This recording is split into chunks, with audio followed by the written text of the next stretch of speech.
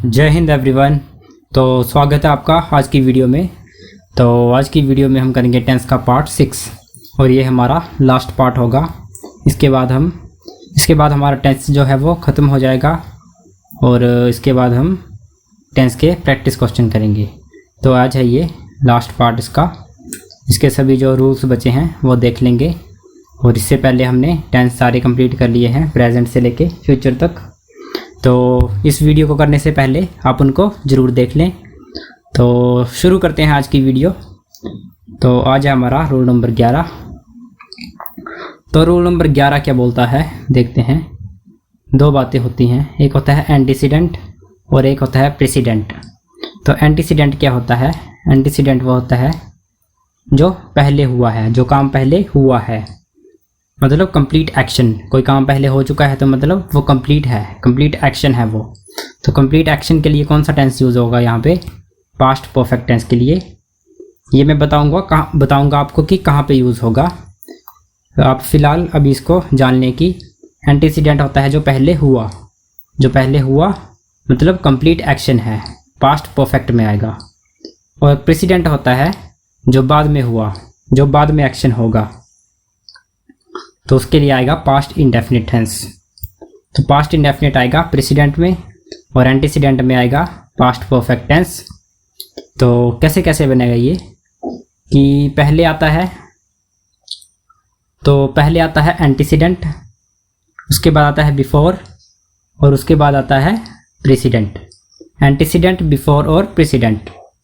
Antecedent मतलब जो पहले हुआ, उसके पहले बिफोर का मतलब क्या होता है? पहले, ये काम पहले और उसके बाद जो काम बाद में हुआ तो वो आएगा प्रेसिडेंट में। तो कैसे बनेगा स्ट्रक्चर इसका कि पहले पास्ट परफेक्ट टेंस, उसके बाद आएगा बिफोर, यहाँ पे पास्ट आएगा, पास्ट परफेक्ट टेंस, उसके बाद बिफोर और उसके बाद पास्ट इंडेफिनिट टेंस। और अगर आफ्टर बोलूँ बाद में, तो बाद में कौन सा होता है? बाद में होता है आपका एंटीसीडेंट और प्रेसिडेंट आ गया, सॉरी हाँ ठीक बोल रहा हूँ मैं। देखो एंटीसीडेंट के साथ आएगा पास्ट परफेक्ट टेंस और प्रेसिडेंट के साथ आ जाएगा पास्ट इंडेफिनिट टेंस और बीच में आ जाएगा आफ्टर। इसका आपको एग्जाम्पल से ज़्यादा क्लियर होगा, ऐसे आपको कुछ पता नहीं चल रहा होगा। तो एग्जाम्पल बताता हूँ इसके मैं। जैसे यहाँ पे दो बातें हैं कि ही हैड सीन मी, उसने मुझे देखा और उसने अपनी कार रोकी। एक तो है कार रोकी और उसने देखा। तो आप बताएं कि पहले कौन सा एक्शन होगा? पहले वो कार रोकेगा फिर आपको देखेगा, या उसने आपको देखा होगा तो उसने कार रोकी होगी? तो क्या हुआ होगा पहले? तो पहले ये हुआ होगा कि पहले उसने आपको देखा होगा, ही हैड सीन मी, पहले उसने मुझे देखा फिर उसने अपनी कार रोकी। तो ये आ गया एंटीसीडेंट और ये आ गया प्रेसिडेंट। वैसे ही वो पहले होटल से निकल गया होगा, उसके बाद उसने बिल पे किया होगा, या उसने पहले बिल पे किया होगा उसके बाद होटल से गया होगा। तो ऑब्वियस सी बात है कि पहले उसने होटल का जो बिल है वो पे किया होगा और उसके बाद वो होटल से गया होगा। तो एंटीसीडेंट क्या गया? पहले उसने पे किया और उसके बाद वो प्रेसिडेंट, बाद में क्या हुआ? होटल से चला गया। पहले उसने दवाई खाई होगी फिर नींद ली होगी, या पहले नींद ले ली उसके बाद दवाई ली। तो क्या करते हैं आप? पहले दवाई लेते हैं फिर उसके बाद सो जाते हैं। तो पहले क्या होता है? एंटीसीडेंट दवाई लेना और प्रेसिडेंट क्या होगा? सो जाना। वैसे ही पहले उसने ट्रॉफी ली होगी, उसके बाद गेस्ट को थैंक यू किया होगा, या पहले थैंक यू कर दिया उसके बाद ट्रॉफी ली? तो पहले क्या किया उसने? एंटीसीडेंट ट्रॉफी ली और उसके बाद उसने गेस्ट को थैंक किया, प्रेसिडेंट। पहले उसने कैंसिल की होगी ट्रिप और उसके बाद बारिश हुई होगी, या बारिश देख के उसने ट्रिप को कैंसिल किया होगा? अब बताओ क्या होगा यहाँ पे? क्या आप बारिश देख के ट्रिप को कैंसिल करते हो, या आपकी ट्रिप के कैंसिल करने से बाद भी बारिश हो जाती है? क्या होता है कि आपने बारिश देखी, पहले बारिश हुई हैवीली, उसके बाद आपने प्रेसिडेंट क्या किया? ट्रिप को कैंसिल कर दिया। तो ये है एंटीसीडेंट और प्रेसिडेंट। एंटीसीडेंट के साथ क्या लगेगा? Perfect tense, past perfect tense, और प्रेसिडेंट के साथ past indefinite tense, past indefinite. आप इसको याद रख सकते हैं जैसे PI पास्ट इंडेफिनिट। तो क्या क्या होगा यहाँ पे लिखता हूँ मैं कि एंटीसीडेंट के साथ जो एंटीसीडेंट है उसके साथ क्या आएगा, पास्ट परफेक्ट टेंस, और जो प्रेसिडेंट है एंटीसीडेंट जो होता है वो पहले हुआ और जो बाद में हुआ वो प्रेसिडेंट। उसमें क्या आएगा, past indefinite tense, past indefinite tense.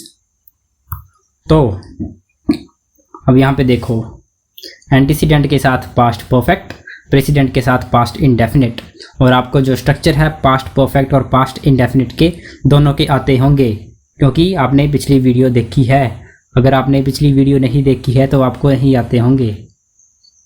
तो आप इससे पहले जो भी टेंस के 4 पार्ट है 5 पार्ट हैं उनको ज़रूर देख लें। तो ये होगा कि पहले काम हुआ, पहले उसने, अभी मैं इसको मिटा देता हूँ एंटीसीडेंट और प्रेसिडेंट को। तो पहले इसने क्या किया, पहले उसने मुझे देखा, फिर उसने कार रोक दी। तो पहले क्या आएगा, एंटीसीडेंट, और एंटीसीडेंट के साथ आएगा पास्ट परफेक्ट। तो ही हैड सीन मी, ये आ गया past perfect. Subject had, verb की थर्ड फॉर्म और ऑब्जेक्ट। तो ही हैड सीन मी, उसके बाद आया बिफोर, और उसके बाद आ गया ही स्टॉप्ड हिज कार। तो कैसे कैसे हुआ ये कि पास्ट परफेक्ट टेंस, उसके बाद बिफोर, और उसके बाद पास्ट इंडेफिनिट टेंस। उसने मुझे देखकर कार रोक दी। तो he had seen me before he stopped his car, उसके कार रोकने से पहले उसने मुझे देखा। ही हैड सीन मी, उसके कार रोकने से पहले उसने मुझे देखा। तो इसका क्या हिंदी में बन गया कि उसके कार रोकने से पहले बिफोर उसने मुझे देखा। तो कैसे आ जाएगा, he had seen me past perfect में, और उसके बाद उसने कार रोकी, before he stopped his car. दूसरा है, ये तो बिफोर का मतलब होता है पहले, इतना तो आपको पता होगा कि बिफोर का मतलब पहले होता है और आफ्टर का मतलब बाद होता है। बिफोर का पहले और आफ्टर का बाद। तो he had paid the bill before he left the hotel. Hotel छोड़ने से पहले उसने अपना बिल जो है वो बिल का भुगतान किया। होटल छोड़ने से पहले उसने बिल का भुगतान किया। तो before he left the hotel, Raj had paid the bill before he left the hotel. Hotel छोड़ने से पहले, ये आ गया, होटल छोड़ने से पहले उसने बिल का भुगतान किया। अगर हिंदी में बोलूँ कि होटल छोड़ने से पहले उसने बिल का भुगतान किया तो कैसे बनेगा कि Raj had paid the bill before he left the hotel. तो यहाँ पे आ जाएगा पास्ट परफेक्ट आ गया यहाँ पे, Raj had paid the bill before, और उसके बाद आ जाएगा पास्ट इंडेफिनिट टेंस। तो ये आ गया परफेक्ट। कैसे आया, सब्जेक्ट हैड, वर्ब की थर्ड फॉर्म और ऑब्जेक्ट, और यहाँ पे सब्जेक्ट, वर्ब की सेकंड फॉर्म और ऑब्जेक्ट। ये आपको स्ट्रक्चर याद होंगे कि पहले आ गया यहाँ पे पास्ट परफेक्ट और उसके बाद बिफोर के बाद आ गया पास्ट इंडेफिनिट। तो इस स्ट्रक्चर को याद कर लें, यहाँ से क्वेश्चन बनते हैं।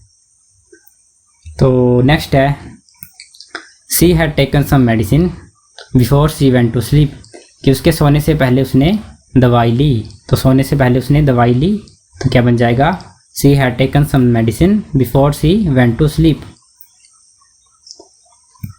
अब यहाँ पे तो हम पहले की बात कर रहे थे, अगर हम बोले बाद में कि उसने मेहमानों को थैंक यू किया, ट्रॉफ़ी लेने के बाद उसने मेहमानों को थैंक यू किया। तो ट्रॉफ़ी लेने के बाद की बात होगी तो आफ्टर होगा, तो आफ्टर में उल्टा हो जाएगा।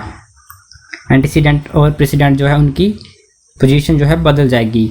तो यहाँ पे आ जाएगा प्रेसिडेंट और यहाँ पे आ जाएगा एंटीसीडेंट।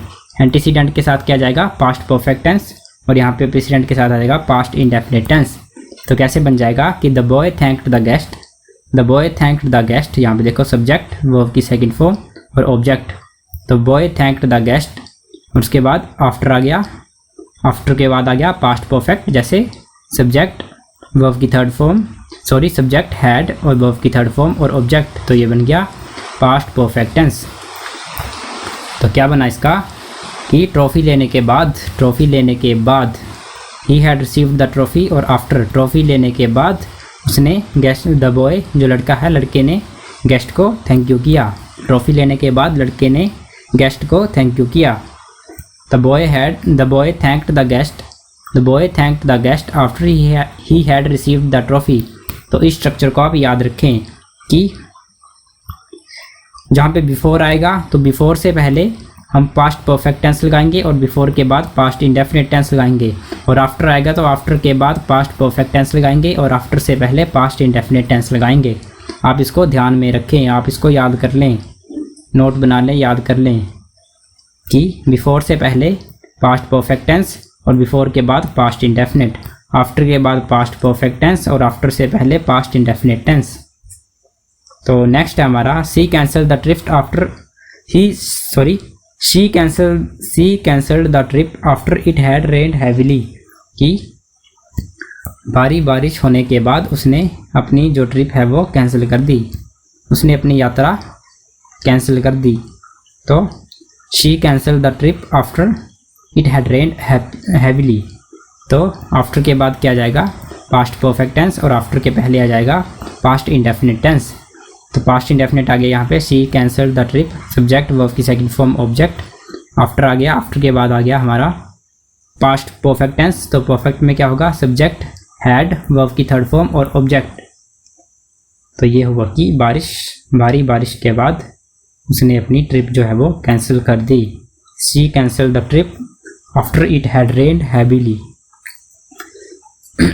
तो ये था आज का पहला रूल कि एंटीसीडेंट और प्रेसिडेंट, और इसका स्ट्रक्चर क्या होता है पास्ट परफेक्ट, उसके बाद बिफोर, उसके बाद पास्ट इंडेफिनिट और आफ्टर के बाद पास्ट परफेक्ट और आफ्टर के पहले पास्ट इंडेफिनिट टेंस। आप इसको याद कर लें। तो बढ़ते हैं हम नेक्स्ट रूल की तरफ, आप इसको याद कर लें। बढ़ते हैं नेक्स्ट रूल की तरफ।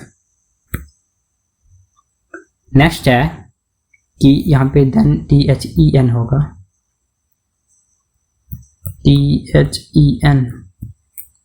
आपने देखा होगा कई बार हम बोल देते हैं कि जैसे if he will do this then I will do this.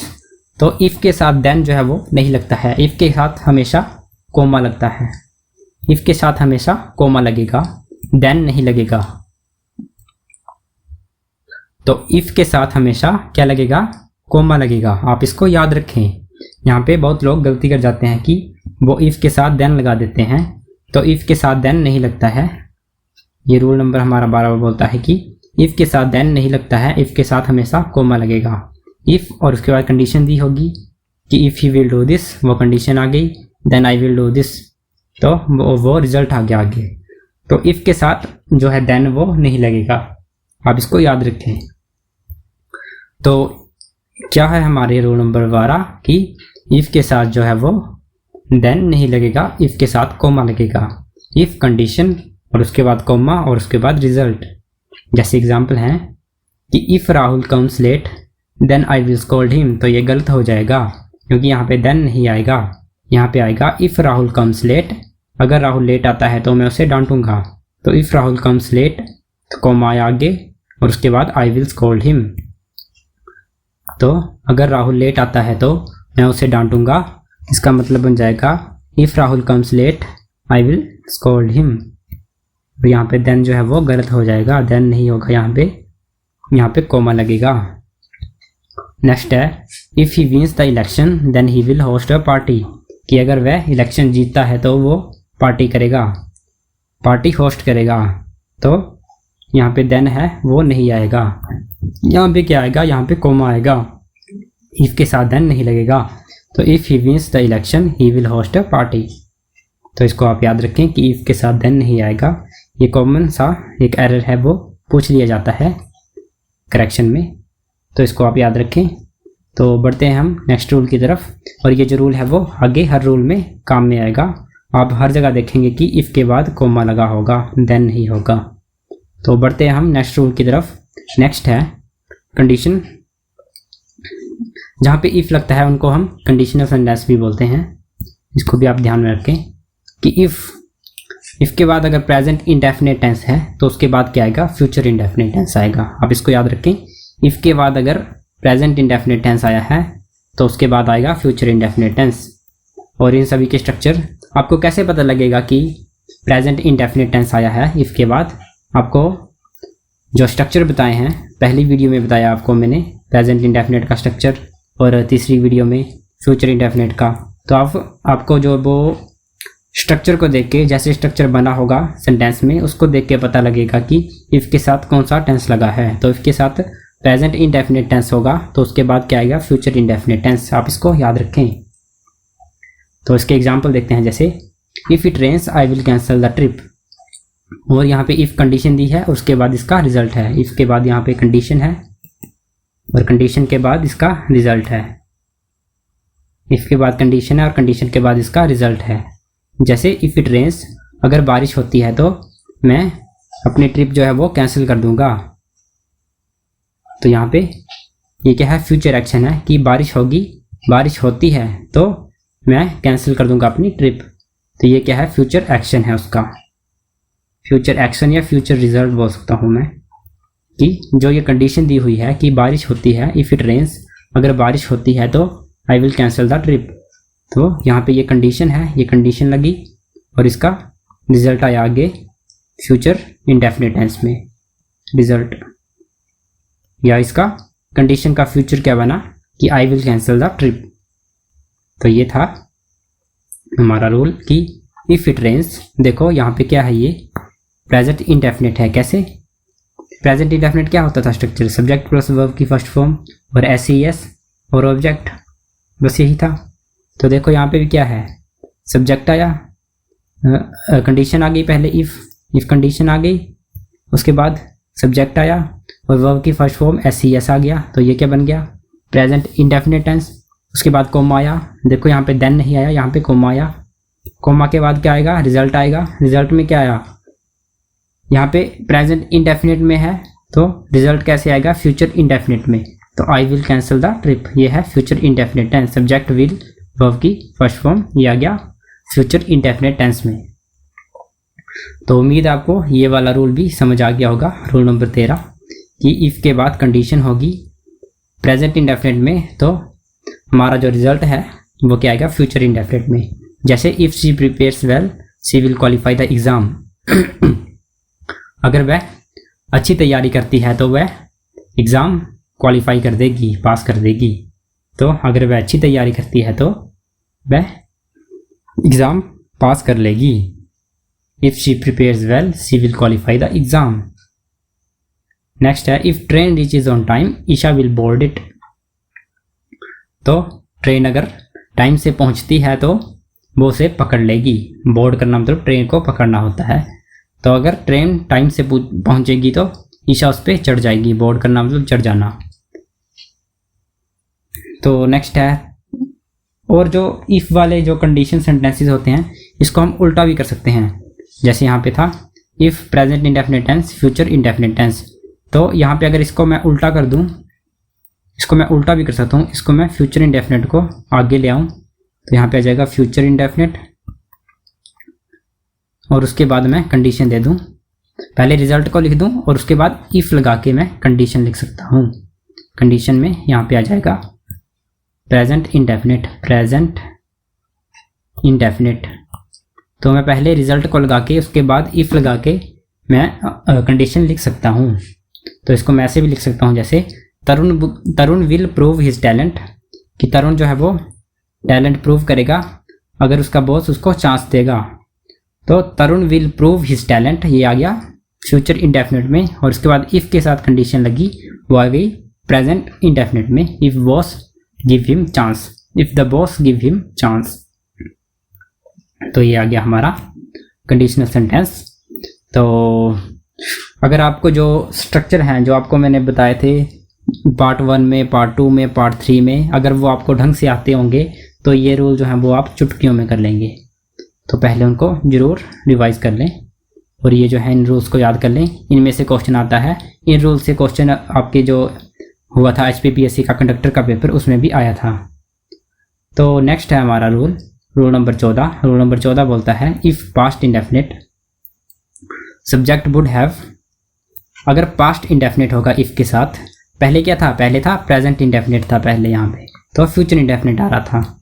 अगर यहाँ पे पास्ट इंडेफिनिट टेंस होगा तो हम क्या लगाएंगे, सब्जेक्ट कॉमा सब्जेक्ट वुड है, वुड उसके बाद वर्ब की फर्स्ट फॉर्म प्लस ऑब्जेक्ट।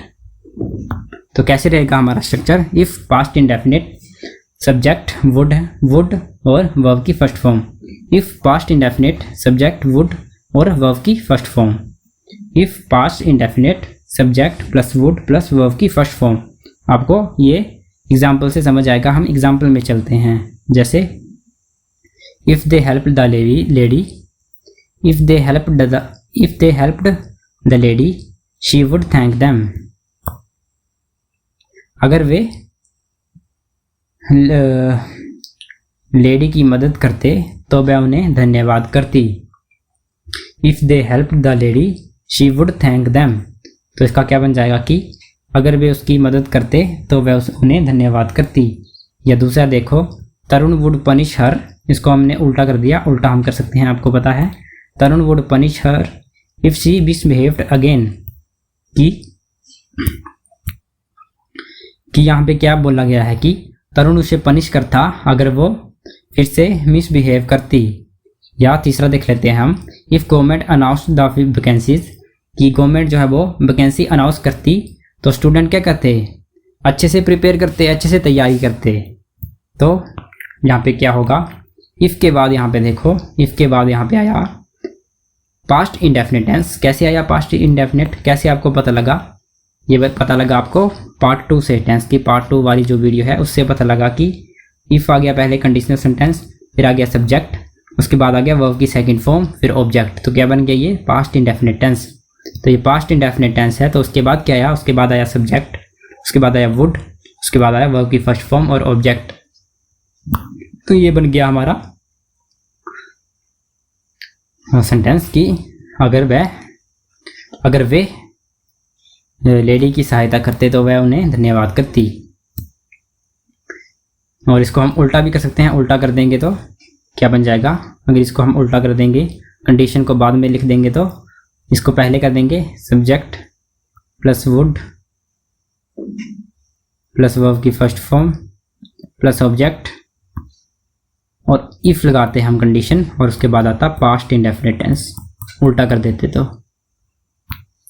तो यहाँ पे बन जाएगा कि Tarun would punish her if she misbehaved again, अगर वो दोबारा मिसबिहेव करती तो तरुण उसको पनिश करता। तो if government announce the vacancies, कि गवर्नमेंट जो है वो वैकेंसी अनाउंस करती। यहाँ पे देखो कंडीशन आ गई, इफ़ द गवर्नमेंट सब्जेक्ट, उसके बाद आ गया वर्ब की सेकंड फॉर्म और आ गया ऑब्जेक्ट, तो बन गया ये पास्ट इंडेफिनिट। तो उसके बाद कॉमा लगा के क्या लिखते हैं हम, सब्जेक्ट, उसके बाद आ गया वुड, उसके बाद आ गया वर्ब की फर्स्ट फॉर्म। तो ये बन गया हमारा स्ट्रक्चर। इसी स्ट्रक्चर से हमारे एरर पूछे जाते हैं। नेक्स्ट है शी वुड आंसर करेक्टली, तो यहाँ पे पहले कर दिया हमने इसको, तो क्या बन गया ये सब्जेक्ट वुड वर्ब की फर्स्ट फॉर्म ऑब्जेक्ट। तो ये बन गया सब्जेक्ट वुड और वर्ब की फर्स्ट फॉर्म, उसके बाद इफ़ कंडीशनल सेंटेंस आ गया, उसके बाद क्या आ गया सब्जेक्ट वर्ब की सेकंड फॉर्म और ऑब्जेक्ट। तो क्या बन गया ये past indefinite tense, past indefinite tense. तो आपको ऐसे याद रखना है, स्ट्रक्चर याद रखना है कि पास्ट इंडेफिनिट टेंस आएगा तो उसके बाद सब्जेक्ट वुड और वर्ब की फर्स्ट फॉर्म आएगी। तो ये आपको याद होना चाहिए। तो चलते हैं हम नेक्स्ट रूल में। उम्मीद है आपको ये वाला रूल समझ आ गया होगा कि कैसे होगा। पास्ट इंडेफिनिट होगा इफ़ के बाद तो subject plus would plus verb की फर्स्ट फॉर्म, और इफ़ के बाद अगर प्रेजेंट इंडेफिनिट होगा तो यहाँ पे क्या आएगा फ्यूचर इंडेफिनिट टेंस। इफ़ के बाद अगर पास्ट इंडेफिनिट की कंडीशन है तो सब्जेक्ट वुड है और वर्ब की फर्स्ट फॉर्म, और अगर प्रेजेंट इंडेफिनिट की है तो फ्यूचर इंडेफिनिट। आप इसको ढंग से और ध्यान से पढ़ें और बार बार इसको रिवाइज करें ताकि ये आपको याद हो, क्योंकि यहाँ से क्वेश्चन पूछने की प्रोबेबिलिटी बहुत ज़्यादा है। नेक्स्ट है हमारा, अगर इफ़ के बाद पास्ट परफेक्ट हो तो क्या होगा, तो होगा इफ़ के बाद अगर पास्ट परफेक्ट हो तो कॉमा लगा के क्या होगा सब्जेक्ट वुड और हैव आ जाएगा और वर्ब की थर्ड फॉर्म आ जाएगी। सब्जेक्ट वुड हैव वर्ब की थर्ड फॉर्म और ऑब्जेक्ट। तो इफ़ के बाद अगर पास्ट परफेक्ट आएगा तो सब्जेक्ट वुड हैव और वर्ब की थर्ड फॉर्म। पिछले में क्या था, पिछले में था कि यहाँ पे पास्ट इंडेफिनिट था, तो यहाँ पे वुड आ रहा था और वर्ब की फर्स्ट फॉर्म आ रही थी। तो यहाँ पे क्या हो रहा है कि यहाँ पे पास्ट परफेक्ट है, इफ़ के बाद अगर पास्ट परफेक्ट आया तो क्या आएगा, सब्जेक्ट वुड और हैव और वर्ब की third form. Subject would have और वर्ब की थर्ड फॉर्म, आपको ये स्ट्रक्चर याद रखना है, यहाँ से क्वेश्चन बनेंगे। तो देखते हैं हम इसके एग्जाम्पल से ज़्यादा क्लियर होता है कि if they had told me I would have come here, अगर उन्होंने मुझे बताया होता तो मैं यहाँ आ जाता। अगर उन्होंने मुझे बताया होता तो मैं यहाँ आ जाता, तो इसका क्या बनेगा, if they had told me I would have come here. Structure देखो, इफ़ आ गया कंडीशनल सेंटेंस, दे सब्जेक्ट आ गया, हैड वर्ब की थर्ड फॉर्म और ऑब्जेक्ट वर्ब की क्या बोल दिया मैंने कि इफ़ आ गया conditional sentence, subject had verb की थर्ड फॉर्म और ऑब्जेक्ट, तो क्या बन गया ये पास्ट परफेक्ट टेंस। उसके बाद कॉमा लगा के क्या लिखेंगे हम, सब्जेक्ट वुड हैव और वर्ब की थर्ड फॉर्म। वर्ब की थर्ड फॉर्म क्या होती है, कम क्या होती है, कम केम कम। तो क्या आया यहाँ पे, वर्ब की थर्ड फॉर्म और ऑब्जेक्ट, तो क्या बन गया ये, इफ़ के बाद अगर आया हमारा, इफ़ के बाद अगर आ गया पास्ट परफेक्ट टेंस, तो उसके बाद आएगा सब्जेक्ट वुड हैव और वर्ब की थर्ड फॉर्म। तो यहाँ पे देखो कंडीशनल सेंटेंस में कि अगर उन्होंने मुझे बताया होता तो मैं यहाँ आ जाता। इसको हम उल्टा भी कर सकते हैं कि उल्टा करेंगे तो कैसे हो जाएगा, ये सब कुछ उल्टा हो जाएगा कि subject plus would have plus verb की थर्ड फॉर्म, उसके बाद हम इफ लगाते और पास्ट परफेक्ट टेंस लगा देते, तो ये उल्टा हो जाता है इसका। तो कैसे होगा, जैसे Keshav would have paid the bill if he had saved the money, तो क्या आ जाएगा यहाँ पे, सब्जेक्ट वुड हैव वर्ब की थर्ड फॉर्म ऑब्जेक्ट, उसके बाद इफ, उसके बाद आएगा पास्ट परफेक्ट। कैसे बना पास्ट परफेक्ट, सब्जेक्ट हैड और वर्ब की थर्ड फॉर्म और ऑब्जेक्ट, तो बन गई है पास्ट परफेक्ट। तो क्या हो गया, Keshav would have paid the bill if he had saved the money, कि केशव ने बिल पे कर दिया होता अगर उसने पैसे बचाए होते।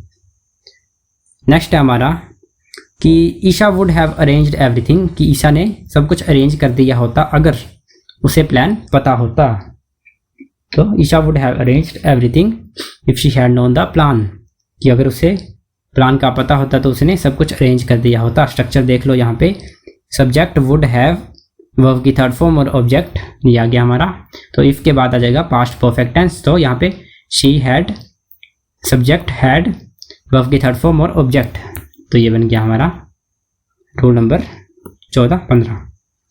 तो यहाँ पे वैसे क्वेश्चन ऐसे पूछा जाता है कि जैसे उन्होंने ये दे दिया होगा और यहाँ पे कर देंगे कि if she know the plan, तो आप जैसे यहाँ पे हैड नहीं दिया होगा तो आपको यहाँ पे एरर बताना है कि यहाँ पे एरर है। तो ऐसे एरर में क्वेश्चन पूछे जाते हैं, या तो एक ही सेंटेंस को वो जैसे 4 ऑप्शन में लिख देंगे और वहाँ पे छोटी छोटी मिस्टेक कर देंगे और एक सही होगा, उसको आपने चूज़ करना होगा, वैसे भी आ सकता है। तो इसको ध्यान रखें, इनमें से क्वेश्चन बहुत ज़्यादा बनते हैं। ये जो कंडीशनल सेंटेंसेस हैं, if past perfect, if past indefinite, if present indefinite, या इफ़ के साथ देन नहीं, या जो ये एंटीसीडेंट प्रेसिडेंट हैं, इनके जो क्वेश्चन है वो बहुत ज़्यादा बनते हैं, तो इनको आप याद रखें। तो बढ़ते हैं हम नेक्स्ट रूल की तरफ। अगला रूल है इमेजिनेशन, रूल नंबर 16 इमेजिनेशन। कई बार हम इमेजिन करते हैं कि अगर मैं प्रधानमंत्री होता तो मैं ये कर देता, अगर मैं ये होता तो मैं वो कर देता, अगर मैं पुलिस में डायरेक्टर जनरल होता तो मैं ये कर देता, अगर मैं पुलिस में डायरेक्टर जनरल होता तो मैं देश की या अपने प्रदेश की हालत सुधार देता। तो ऐसे इमेजिनेशन होती है ये।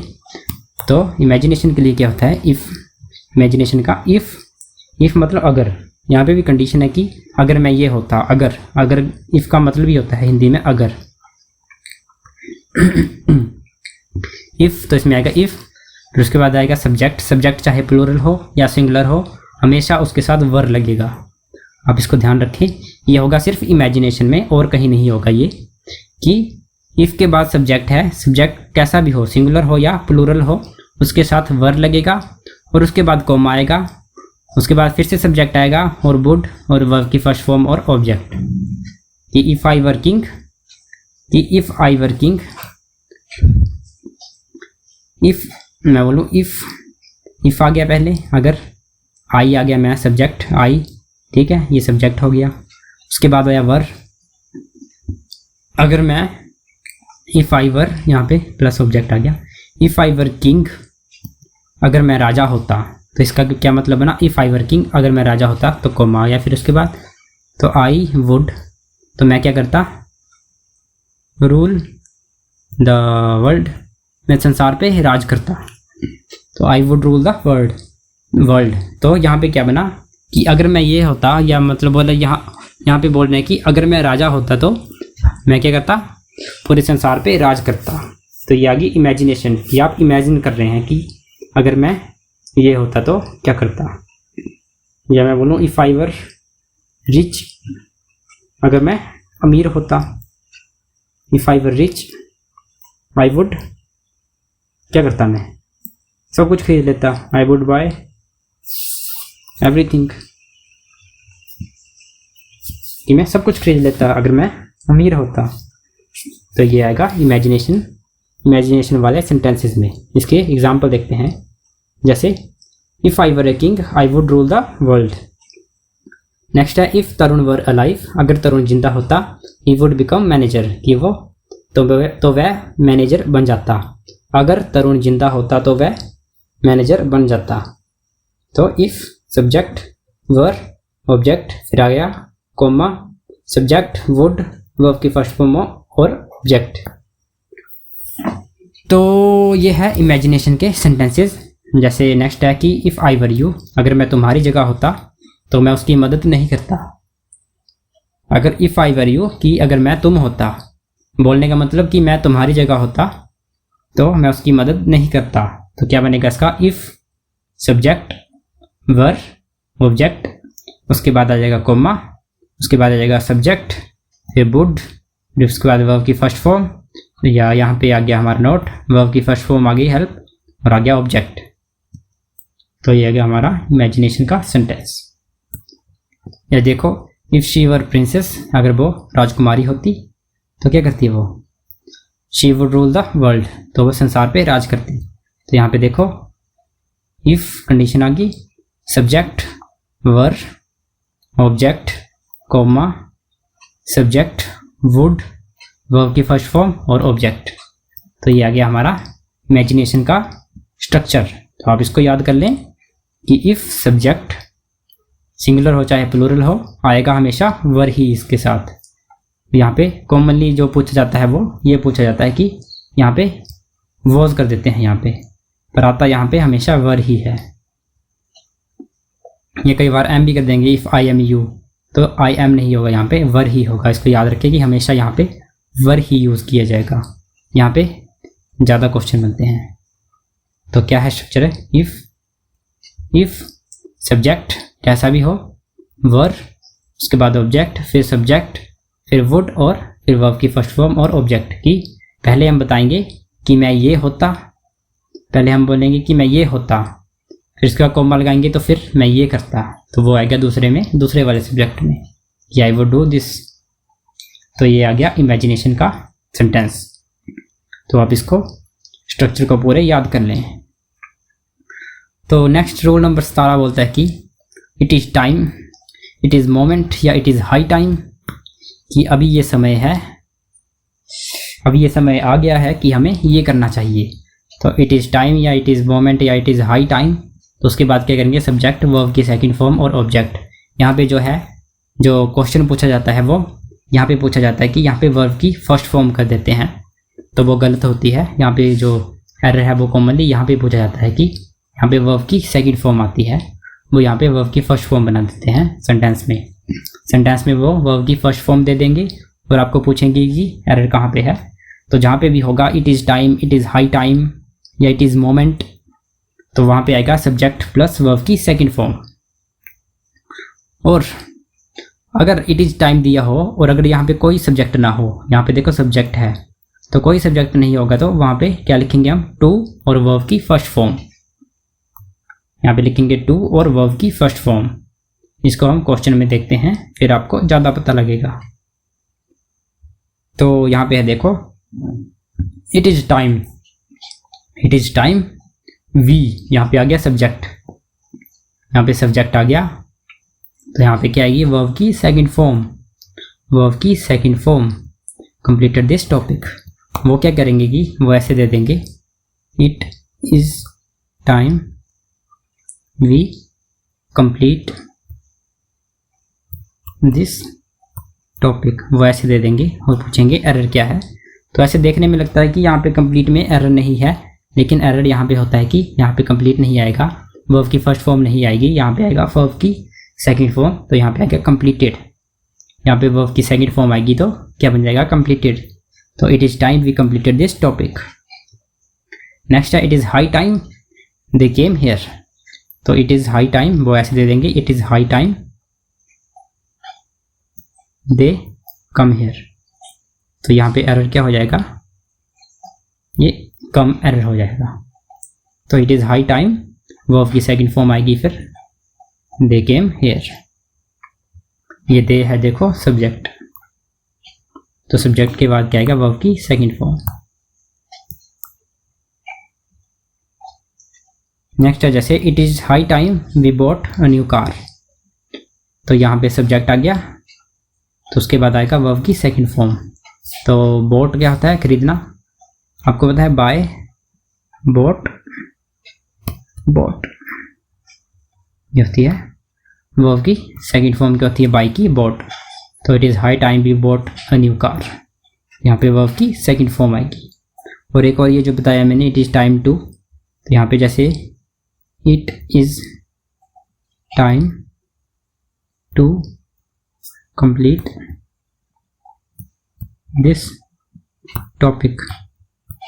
तो यहाँ पे देखो, यहाँ पे कोई सब्जेक्ट नहीं आया है, इट इज़ टाइम लिखा है, लेकिन इसके बाद कोई सब्जेक्ट नहीं आया, तो उसके बाद क्या होगा, टू और वर्ब की फर्स्ट फॉर्म। तो यहाँ पे क्या आया, टू और वर्ब की फर्स्ट फॉर्म, तो ये ठीक होगा। तो यहाँ पे वर्ब की सेकंड फॉर्म नहीं आएगी, वर्ब की सेकंड फॉर्म आएगी अगर इट इज़ टाइम या इट इज़ हाई टाइम के बाद इट इज़ दिस मोमेंट, इसके बाद आएगा सब्जेक्ट, तो आ जाएगी वर्ब की सेकंड फॉर्म। तो आप इसको ध्यान में रखें। तो ये था हमारा रूल नंबर 17, इसको याद कर लें, ये भी बहुत इंपॉर्टेंट रूल है। Rule number 17, it is time, it is high time, it is moment और वर्ब की second form, subject plus verb की सेकंड फॉर्म। तो ये था रूल नंबर 17। तो बढ़ते हैं हम नेक्स्ट रूल की तरफ। तो नेक्स्ट रूल बोलता है, रूल नंबर 18 क्या बोलता है, इफ़ कंडीशन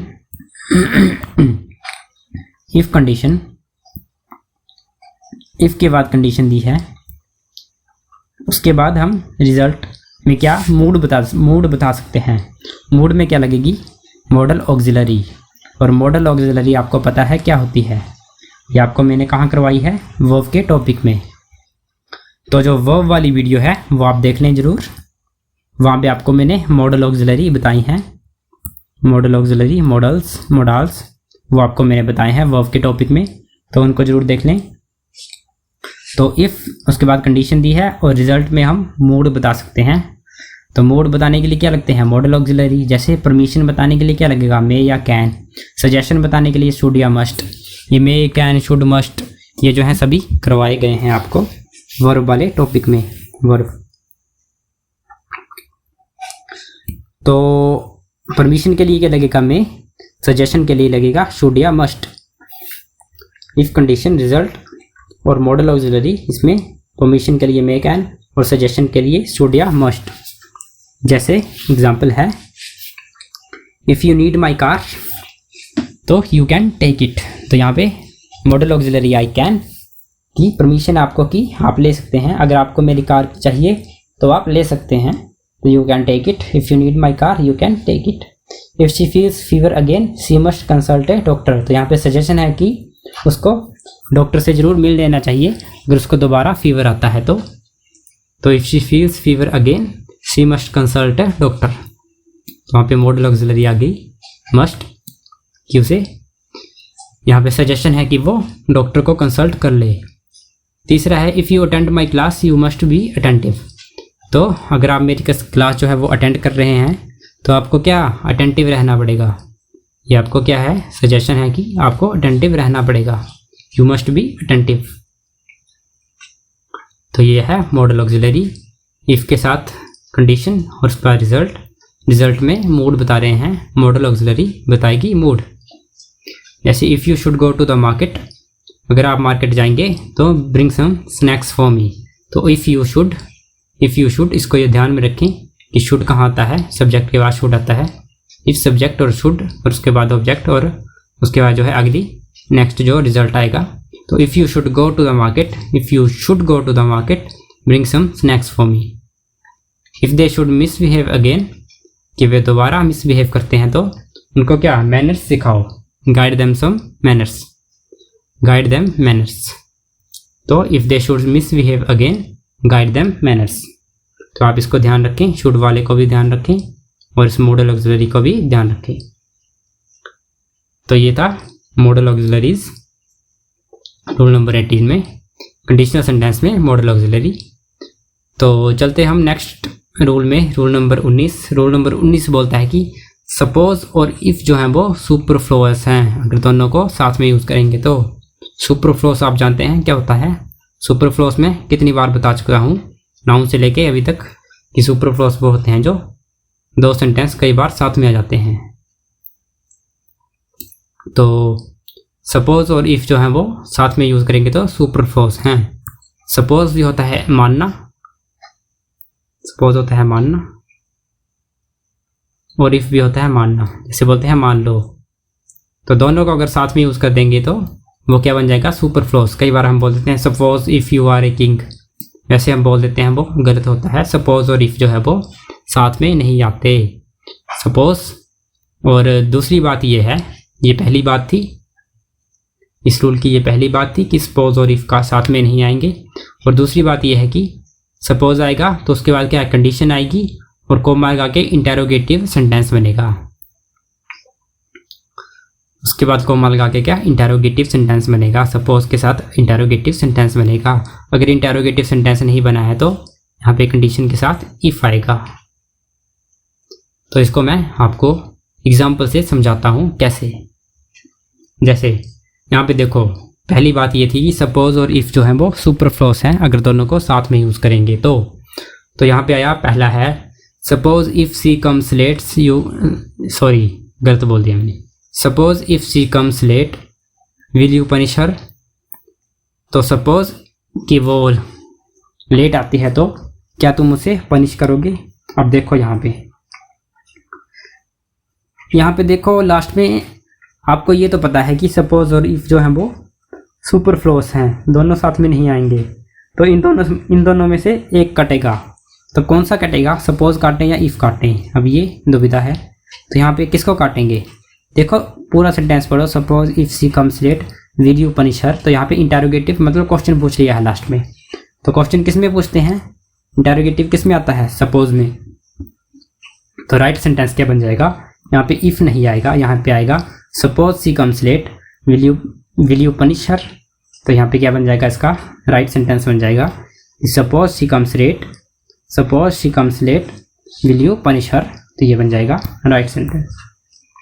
दूसरा है, दूसरे में भी देखो सपोज और इफ़ जो है वो सुपरफ्लोअस हैं। Suppose if she comes late you will punish her. तो यहाँ पे सीधा बोला है कि यू विल पनिश हर, यहाँ पे कोई क्वेश्चन नहीं पूछा है, उसको कोई क्वेश्चन नहीं पूछेंगे, सीधे मारेंगे पनिश करेंगे। तो यहाँ पे कोई क्वेश्चन नहीं पूछा है, तो यहाँ पे क्या करेंगे, देखो यहाँ पे क्वेश्चन पूछेंगे तो क्या आएगा, सपोज आएगा।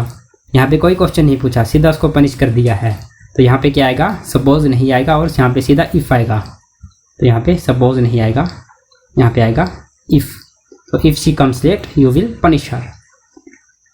तो उम्मीद है आपको इस एग्जाम्पल से अच्छे से समझ आया होगा कि इफ़ कहाँ लगाएंगे और सपोज कहाँ लगाएंगे। तो यहाँ पे आ जाएगा if she comes late you will punish her. तीसरा है जैसे suppose you run out of food what will you do.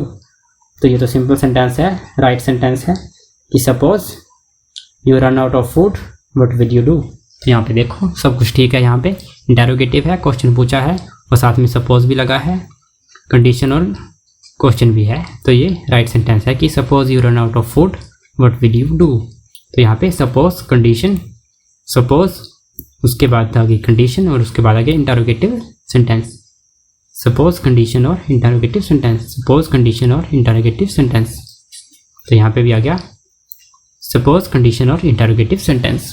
और आपको पता लग गया होगा कि सपोज और इफ़ जो हैं वो सुपरफ्लोस हैं, उनको साथ में यूज़ नहीं करते। सपोज और इफ़ जो है वो सुपरफ्लोस हैं, उनको साथ में यूज़ नहीं करेंगे। तो और सपोज के साथ इंटरोगेटिव को वाला सेंटेंस आएगा और इफ़ के साथ अफर्मेटिव आएगा। तो आपको ये समझ आ गया होगा। तो बढ़ते हैं हम लास्ट रूल की तरफ, रूल नंबर 20। तो रूल नंबर 20 में क्या है, इसमें है एज सुन एज और as long as. As soon as का मतलब होता है इमीडिएट एक्शन या short term. As soon as कि एज सुन एज एकदम से, मतलब as soon as she get salary कि जब तक वो सैलरी रहेगी, शॉर्ट टर्म के लिए जब तक। एज सुन एज का मतलब होता है जब तक। एज लॉन्ग एज का भी मतलब जब तक होता है कि, लेकिन यहाँ पे ड्यूरेशन क्या है, लॉन्ग टर्म के लिए है। और एज सुन एज जो है वो शॉर्ट टर्म के लिए है। शॉर्ट टर्म मतलब थोड़े से टाइम के लिए।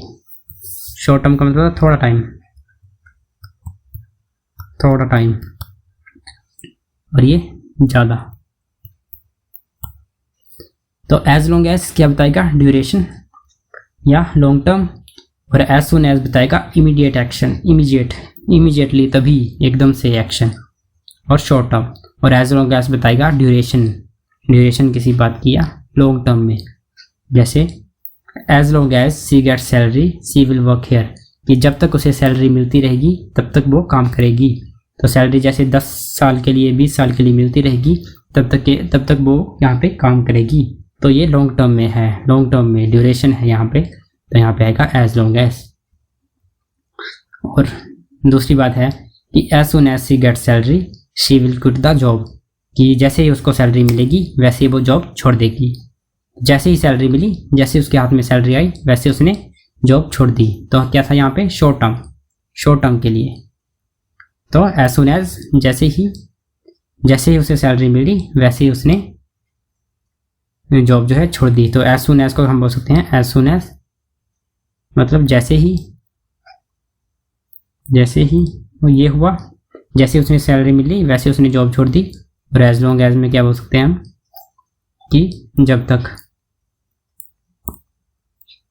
जब तक उसे सैलरी मिलेगी तब तक वह काम करेगी। तीसरा है जैसे as soon as PM announce scheme public will become happy. जैसे ही पीएम जो है वो स्कीम को अनाउंस करेंगे, पब्लिक क्या है वो खुश हो जाएगी। तो जैसे ही उन्होंने अनाउंस करी स्कीम, जैसे ही पीएम ने स्कीम अनाउंस कर दी, वैसे ही पब्लिक एकदम से हैप्पी हो गई। तो यहाँ पे क्या था, शॉर्ट टर्म में काम हुआ, इमीडिएट एक्शन हुआ। इमीडिएट मतलब तुरंत एक्शन हुआ। दूसरा एक्शन जो है, एक एक्शन होने के बाद दूसरा जो एक्शन है वो तुरंत हुआ। एक काम के बाद दूसरा काम जो है वो तुरंत हुआ। कि as soon as PM announce scheme, जैसे ही पीएम ने स्कीम को अनाउंस किया, the public will become happy, तो जो पब्लिक है वो खुश हो जाएगी। तो ये था हमारा एज सुन एज और एज लॉन्ग एज का कॉन्सेप्ट। तो इसी के साथ हमारे टेंसेस के सारे कॉन्सेप्ट और सारे रूल्स हो चुके हैं। तो इसी के साथ हमारा टेंस का जो टॉपिक है वो थ्योरी जो है वो ख़त्म हो गई है। और इसके बाद हम क्या करेंगे, इसके बाद टेंस की प्रैक्टिस करेंगे। इसके बाद हम टेंस की प्रैक्टिस करेंगे और उसके बाद बचेगा हमारा वॉइसेस और नरेशन। तो इन रूल्स को आप क्या करें, इन रूल्स को सभी को लिख लें पहली वीडियो से। जैसे वीडियो नंबर 1 थी, यहाँ पे लिखता हूँ मैं, ये जो वीडियो नंबर 1 थी, प्रेजेंट टेंस, उसके बाद पास्ट टेंस, फ्यूचर टेंस, उन सभी को लिख लेना, उन सभी के स्ट्रक्चर याद कर लेना, रिवाइज कर लेना। उसके बाद जो रूल्स करवाए हैं उन सभी को लिख के बार बार रिवाइज करना, तभी आपको ये सारे रूल्स याद होंगे और फिर टेंस में आपको कोई नहीं हरा सकता। तो मिलते हैं हम नेक्स्ट वीडियो में टेंस की प्रैक्टिस के साथ। और उसके बाद हम करेंगे, उसके बाद हमारे 2 टॉपिक बचेंगे। कौन से, एक नरेशन बचेगा और एक बचेगा वॉइसेस, चेंज ऑफ वॉइस। तो मिलते हैं हम नेक्स्ट वीडियो में, तब तक के लिए शुक्रिया।